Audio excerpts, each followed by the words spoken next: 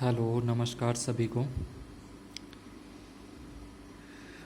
कृषि रसायन विज्ञान का अध्याय नंबर 7 पोषक तत्वों यानी कि पादपों के आवश्यक पोषक तत्वों के बारे में अध्ययन कर रहे हैं अपने।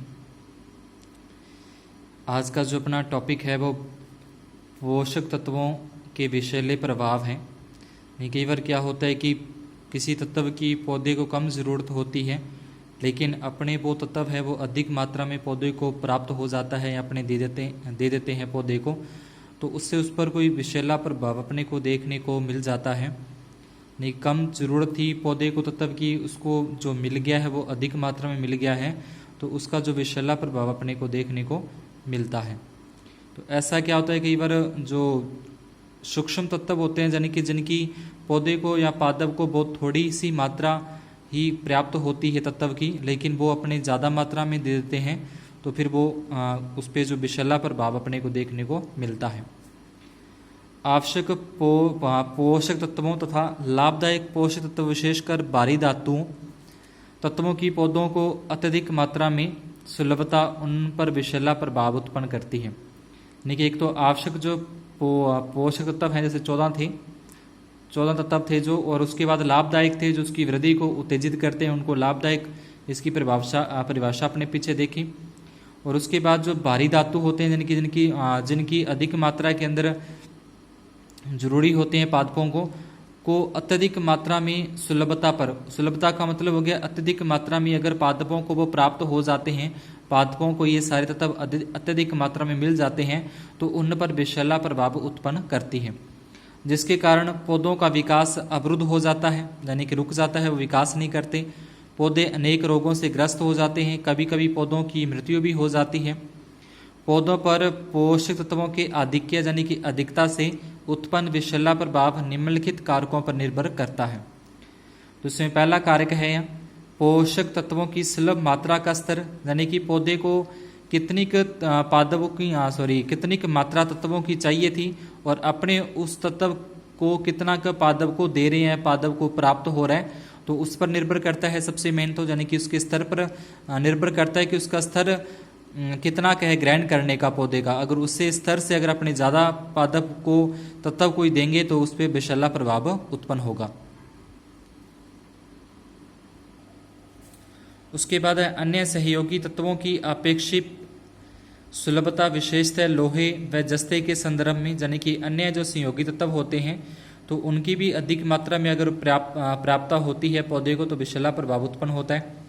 पौधे की जीनी संरचना कि पौधा मान लो जैसे अपने होते हैं कि अगर कोई शरीर बॉडी के अंदर जहाँ उसका जो शारीरिक ढांचा है अगर वो कमज़ोर है और उसको अगर अपने ज़्यादा डोज दे दें, ज़्यादा उसको अगर ताकतवर कोई चीज़ दे दें तो उसको सहन नहीं कर पाता, तो उसी प्रकार से यहाँ पे पौधे की जीनी संरचना है, अगर वो इतनी सहन नहीं कर सकता, ज़्यादा मात्रा के अंदर कोई डोज को तत्व को ज़्यादा मात्रा में सहन नहीं कर पाता, तो भी उस पर अगर विषैला प्रभाव देखने को मिलता है। उसके बाद है पौधों या फसल की अवस्था या आयु। तो अब उसकी जो अवस्था है कि पौधे की जो आयु है वो कितने से कितने टाइम तक होती है, उस पर भी अपने को देखना चाहिए कि अगर वो कम टाइम तक ही पौधा जो है वो पककर तैयार हो जाता है तो उस पर अपने कम मात्रा में देना चाहिए पादप। अगर अधिक लंबे टाइम तक वो चलती है फसल तो उसके अकॉर्डिंग उसको थोड़ी ज़्यादा मात्रा देनी चाहिए। सामान्यतः प्रारंभिक अवस्था में पौधे पोषक तत्वों के अधिक सांद्रण को सहन कर लेते हैं। अब जैसे मनुष्य होता है, अगर वो स्टार्टिंग जीवन उसकी लाइफ जो स्टार्टिंग में होती है, शुरू से जब वो वृद्धि करता है, विकास करता है, तो वो किसी भी प्रकार की उसको अगर अपने ऊर्जा देते हैं, उसको पावर देते हैं, तो वो उसको सहन करता है, क्योंकि उसका जो शरीर है वो वृद्धि कर रहा होता है, विकास कर रहा होता है। तो इसी प्रकार से पौधा भी है कि अगर वो अगर उसका जीवन है, प्रारंभिक अवस्था है, तो वहाँ पर तो वो सभी प्रकार के जो तत्व है उनको सहन कर लेता है, लेकिन अगर जब वो स्थिर अवस्था के अंदर आ जाता है, जब पकने की अवस्था में आता है, तो वो उतनी ही मात्रा सहन नहीं कर पाता। पौधे की आयु में वृद्धि होने पर तत्वों का विषैला प्रभाव अधिक सरलता से होता है। बड़े पोषक तत्व सूक्ष्म पोषक तत्वों की अपेक्षा कम विषैला प्रभाव उत्पन्न कर पाते हैं। अब जो बड़े तत्व हैं, यानी कि जैसे 14 तत्वों के नाम अपने देखे थे पीछे, सोडियम, कैल्शियम, पोटेशियम वगैरह हैं, अगर ये तत्व हैं तो इनको तो अगर अपने ज़्यादा मात्रा में अगर दे देंगे तो इतना प्रभाव उस पर देखने को नहीं मिलता, क्योंकि इनकी जो आवश्यकता होती है पौधों को वो भी ज़्यादा होती है। लेकिन जो सूक्ष्म तत्व हैं अगर वो भी अपने उतनी बराबर मात्रा में देंगे तो उनकी जो पौधों को आवश्यकता है सूक्ष्म तत्वों की वो कम होती है। तो अगर वो ज़्यादा मात्रा में देंगे सूक्ष्म तत्व तो वो विषैला प्रभाव देखने को मिलेगा। बड़े तत्वों में पोटेशियम तथा कैल्शियम के आधिक्य में उपयोग से आयरन, क्लोरोसिस, नाइट्रोजन के आधिक्य से फसलों का गिरना अधिक प्रमुख है। तो ये इसके कारण हो जाता है, आयरन से क्लोरोसिस रोग हो जाता है और जो नाइट्रोजन को अगर अपना अधिक मात्रा में देंगे तो वो ज़्यादा हरी रहेंगी और ज़्यादा उनकी वृद्धि होगी, इससे उसके गिरना प्रमुख कारण है। सामान्यतः सूक्ष्म तत्वों की लघु मात्रा ही बहुत हानिकारक होती है। सूक्ष्म तत्वों का विषैलापन अनेक उनके अभावों के प्रभावों से अधिक महत्वपूर्ण होता है, क्योंकि इसका अभाव होने पर पौधा जिंदा रहता है तथा कुछ न कुछ उत्पादन देता है, परंतु सूक्ष्म तत्वों का आधिक्य होने पर पौधे पर विषैला प्रभाव डालता है, जिससे या तो पौधा मर जाता है अथवा रोगग्रस्त हो जाता है। तो इसमें यह बताया गया कि जो सूक्ष्म तत्व हैं जिनकी पौधों को बहुत ही थोड़ी सी मात्रा आवश्यक होती है, मामूली सी मात्रा ही पौधों के लिए बहुत पर्याप्त होती है। अगर उस सूक्ष्म तत्व की अगर कमी हो जाती है तो उस पर इतना प्रभाव अपने देखने को नहीं मिलता, वो कुछ न कुछ अपने को पैदावार देगा। लेकिन अगर सूक्ष्म तत्व की अधिक मात्रा के अंदर अगर अपने पौधे को दे दें तो उस पर विषैला प्रभाव देखने को मिलता है। या तो वो पौधा बिल्कुल ही मृत्यु हो जाता है, मर जाता है, अथवा वो रोगग्रस्त हो जाता है। कुछ तत्वों के विषैले प्रभाव यहाँ पे हैं, जैसे लोहा है, लोहे से क्या अधिक लोहा देने से, लोहा तथा आयरन अधिक देने से क्या प्रभाव देखने को मिलता है। तो पादप वृद्धि अवरुद्ध व जड़ों में भूरापन व सूखापन, ठीक है, यानी कि जो पौधे की वृद्धि है वो रुक जाती है, जड़ों में भूरापन हो जाता है, भूरी हो जाती है, सूख जाती हैं। तो और तांबे जैसा रंग हो जाता है, जड़ों में गलन पैदा होना, यानी कि जो जड़ें हैं वो गलना स्टार्ट हो जाती हैं। उसके बाद है मैग्नीज, पत्तियों में कुंचन, अनाजों में बिहे पटेल, यानी कि बादामी अथवा नील लोहित पत्तियां व तने, ये इनके रंग बता रहे हैं, बादामी रंग हो जाता है या नील लोहित रंग हो जाता है पत्तियों का व तनों का। अनाजों की पत्तियों पर भूरे धब्बे आ जाते हैं, जड़ों का रंग भूरा हो जाता है। उसके बाद तांबे अधिक मात्रा में दे दिया जाए तो क्या होगा, नवीन पत्तियों में हरी महानता तथा पुरानी पत्तियों में लाल व गुलाबी धब्बे देखने को मिलते हैं। पत्तियों में सफेदी अभाव तथा जड़ों का लाल बादामी होकर चटकना व गलना, लोहे की सुलभता कम होना है। उसके बाद है जस्ता, पत्तियां लाल भूरी होकर सूख जाती हैं, कागज जैसी प्रतीत होती हैं, पत्तियां किनारों की ओर से मुड़कर गोल हो जाती हैं, अतः शिरों पर लाल भूरे धब्बे दिखाई देते हैं, फॉस्फोरस की सुलभता है वह घट जाती है, अनाज फसलों पर कम प्रभाव पड़ता है। यानी कि अगर जस्ते का अगर अधिक मात्रा के अंदर अगर अपने दे देंगे पादप को तो ये सारा उस पर देखने को तो मिलेगा ही, और साथ ही साथ है जो फास्फोरस था, मुख्य तत्व था जो अपना फास्फोरस, तो उस पर भी ये फास्फोरस की जो मात्रा पर भी ये प्रभाव डालता है तांबा। उसके बाद है मोलिब्डेनम, पत्तियों पर सुनहरे पीले तथा नीले धब्बे, टमाटर आलू आदि के तने भी सुनहरे पीले हो जाते हैं। बोरोन, जौ व मक्का में नवीन पत्तियों में अत्यधिक हरिमाहीनता व्यंजक होकर मध्य से लटक जाना है। तो ये जो अपने हैं ये सूक्ष्म तत्व हैं जिनका प्रभाव देखने को मिलता है। उसके बाद क्लोरीन है, पत्तियों की संख्या व आकार में कमी व मोटा होना तथा पत्तियों के किनारे बादामी होकर फट जाते हैं। उसके बाद है क्रांतिक स्तर। तो क्रांतिक स्तर का अपने पीछे अध्ययन किया था कि एक ऐसा स्तर होता है कि जहाँ पे अगर पहले तत्व की कमी है तो क्रांतिक स्तर एक ऐसा स्तर होता है कि जिस तत्व की कमी है अगर वो तत्व पौधे को इतनी मात्रा में दे दिया जाए कि वो जो रुकी हुई वृद्धि है वो पुनः स्टार्ट हो जाए, तो वो स्तर है वो क्रांतिक स्तर कहलाता है। यानी कि पौधे में जिस तत्व की कमी हुई तो अब उस तत्व की कमी को पूरा करने के लिए इतनी मात्रा पौधे को दी जाए जिससे उसकी रुकी हुई वृद्धि है वो पुनः स्टार्ट हो जाए, तो उसका क्रांतिक स्तर कहलाता है। मृदा व पौधों में पोषक तत्व का वह स्तर जिससे पादप एवं मृदा विश्लेषण से प्राप्त पोषक तत्व का मान यदि कम होता है तो पोषक तत्वों की मृदा व पौधों में अत्यधिक कमी प्रकट होती है। भिन्न भिन्न पोषक तत्वों के मृदा व पौधों में क्रांतिक स्तर भी भिन्न भिन्न होते हैं। तो ये अलग अलग स्तर दे रखे हैं क्रांतिक स्तर सभी के, ठीक है। ये नाइट्रोजन का दे रखा है कितना क्रांतिक स्तर है पौधे के अंदर, तो ये 280 किलोग्राम प्रति हेक्टेयर हो जाएगा। उसके बाद फॉस्फोरस का है, तो ये सारे के सारे क्रांतिक स्तर दे रखे हैं कितनी मात्रा नाइट्रोजन की देनी चाहिए, जिससे जो पौधे की अगर वृद्धि रुक गई है तो वो पुनः स्टार्ट हो जाएगी 280। ठीक है, उसके बाद अगर फॉस्फोरस की कमी होगी जिससे पौधा वृद्धि नहीं कर रहा तो उसकी इतनी की मात्रा प्रति हेक्टर में अगर अपने दे दें तो उससे जो पौधे की रुकी हुई वृद्धि है वो पुनः स्टार्ट हो जाती है। तो ये अलग अलग अपने को इनके नाम दे रखे हैं, उनकी मात्रा दे रखी है क्रांतिक स्तर की। उसके बाद है पोषक तत्वों की उपलब्धता को प्रभावित करने वाले कारक, यानी कि कौन कौन से ऐसे कारक हैं जो उनकी तत्वों को जो प्राप्त हो रहे हैं तत्व उन पर क्या प्रभाव पड़ता है। तो पहला है मृदा पीएच। मृदा पीएच एवं पोषक तत्वों की उपलब्धता का निम्नलिखित चित्र के माध्यम से स्पष्ट है कि अधिकांश पोषक तत्वों की उपलब्धता पीएच 6.5 से 7.5 के बीच होती है। तो ये चित्र अपने पीछे देखा था, एक चित्र मैंने दिखाया था जहाँ पे तत्वों के नाम लिखे हुए थे और पीएच अपने को दिया था।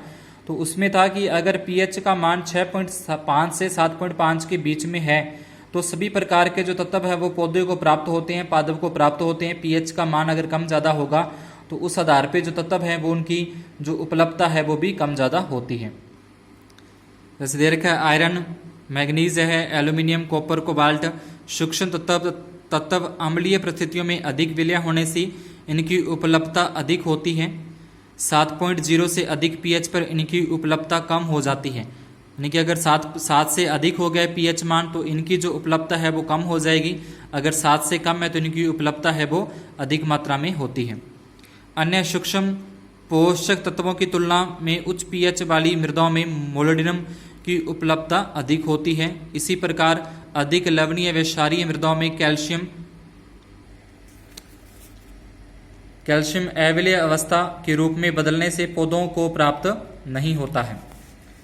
उसके बाद है पैतृक पदार्थ है। मृदा का निर्माण पैतृक पदार्थों से होता है। यदि पैतृक पदार्थों में पौधों के पोषक तत्व अधिक हैं तो उससे बनने वाली मृदाओं में पौधों के जो पोषक तत्वों की उपलब्धता अधिक होगी, यानी कि जो जहाँ से मृदा जिन चट्टानों से बनी है, जिनसे मृदा का निर्माण हुआ है, अगर वहाँ पे तत्वों की अधिकता है तो जो मृदा बनने वाली उसमें भी अधिकता ही पाई जाएगी। उसके बाद है मृदा आयु।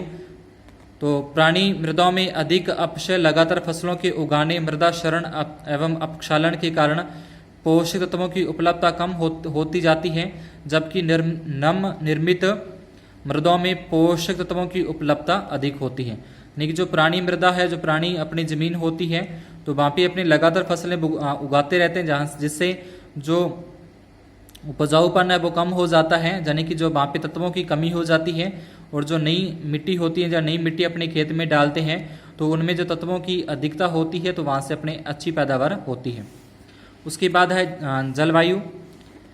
जलवायु पोषक तत्वों की उपलब्धता को प्रभावित करता है। अधिक वर्षा वाले क्षेत्रों में अपक्षालन का मतलब जो पोषक तत्व होते हैं वो मृदा के अंदर जल के साथ घुलकर नीचे के स्तरों में चले जाते हैं, तो उसको बोलते हैं अपक्षालन।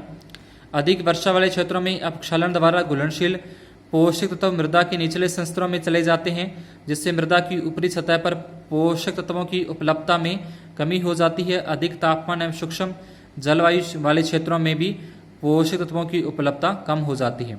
अब जहाँ पे अधिक तापमान है तो वहाँ पे जैसे अगर अपने वर्षा होती है, जहाँ खेत के अंदर सिंचाई करते हैं तो वो जो सिंचाई की है जो जल होता है तो उसके अंदर वो पोषक तत्व है वो घुल जाते हैं, और जब अधिक तापमान होगा तो वाष्पीकरण के साथ ही वो जो तत्व हैं वो भी वाष्पीकरण के साथ ही कम हो जाते हैं।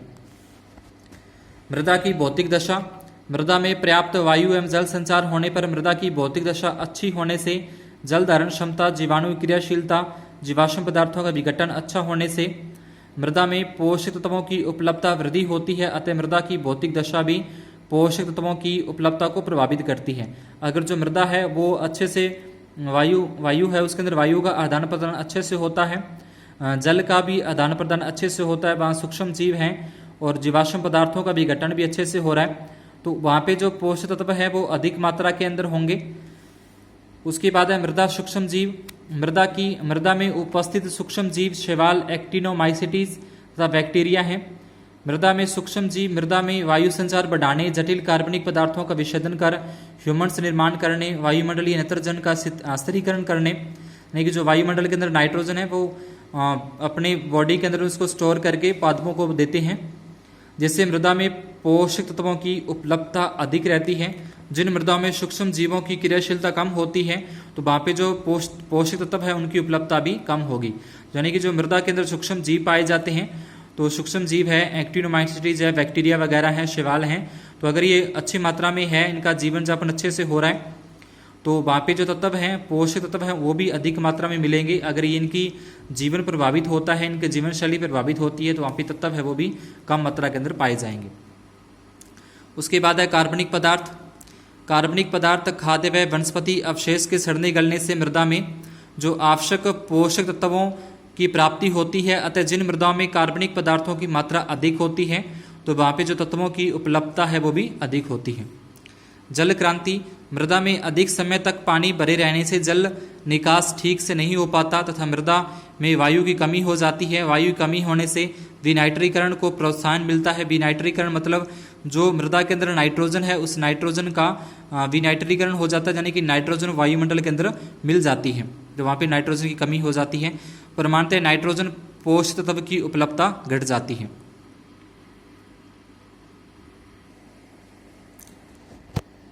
उसके बाद है अपना फसल प्रणाली है। जैसे कि अगर एक ही खेत में अपने एक ही फसल को बार बार बोते रहें तो वहाँ पे जो फसल द्वारा जो पोषक तत्व हैं वो ग्रहण कर लिए जाते हैं एक ही प्रकार के, और बाकी के जो हैं वो उनकी अधिकता हो जाती है, और जो फसल बो रहे हैं उस फसल को जिस तत्व की ज़रूरत है वो तो ग्रहण कर लेता है, तो उस तत्व की कमी हो जाती है। लेकिन जो फसल अपने लगातार बो रहे हैं उस फसल को जिस तत्व की ज़रूरत नहीं है, आवश्यकता नहीं है, तो उसकी वहाँ पे वृद्धि होती रहती है।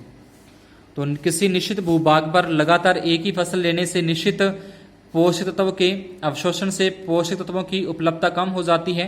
वैज्ञानिक ढंग से फसल चक्र अपनाकर फसलें उगाने से पोषक तत्वों की उपलब्धता बनी रहती है। उसके बाद जुताई। तो जुताई करते हैं वो भी अपने को अच्छे तरीके से सही समय पर और सही ढंग से करनी चाहिए। मृदा की जुताई का ढंग व समय भी मृदा में पोषक तत्वों की उपलब्धता को प्रभावित करता है। ढालदार खेतों में जुताई ढाल के लंबवत करने से मृदा कटाव अधिक होता है तथा तत्वों की उपलब्धता में कमी आ जाती है। मृदा की उचित गहराई तथा सही समय पर उचित ढंग से जुताई करने पर पोषक तत्वों की उपलब्धता अधिक रहती है। उसके बाद स्थलाकृति। मृदा की स्थलाकृति भी पौधों के पोषक तत्वों की उपलब्धता को प्रभावित करती है। ढालू पहाड़ी क्षेत्रों में मृदा का क्षरण अधिक होता है, यानी कि क्षरण का मतलब है वहाँ से मृदा का कटाव हो जाता है। जो ढालू जगह होती है, जहाँ पे ढालू मृदा जमीन होती है, तो वहाँ से जो ऊपरी सतह है वहाँ से मृदा वर्षा के साथ या वायु के साथ उड़कर नीचे के पैंदे में आ जाती है, तो उसके साथ जो पोषक तत्व है वो भी उसके साथ ही आ जाते हैं नीचे। जिससे पोषक तत्वों की उपलब्धता कम रहती है। निचले भागों में ऊंचे स्थानों से पोषक तत्व एवं कार्बनिक पदार्थ पानी के साथ बहकर निचले स्थान पर एकत्रित हो जाते हैं, अतः निचले स्थानों की मृदाओं में पोषक तत्व की उपलब्धता अधिक रहती है। तो आज के चैप्टर के अंदर अपने इतना ही, ये चैप्टर अपना पूरा होता है। काफ़ी वीडियो हो गए इसके अंदर। उसके बाद अपने आगे नेक्स्ट चैप्टर स्टार्ट करेंगे। तो सभी से एक ही निवेदन है मेरा बार बार कि चैनल को ज़्यादा से ज़्यादा सब्सक्राइब करवाएं, आगे के आगे शेयर करें, वीडियो को लाइक ज़रूर करें। धन्यवाद, शुभ दिन।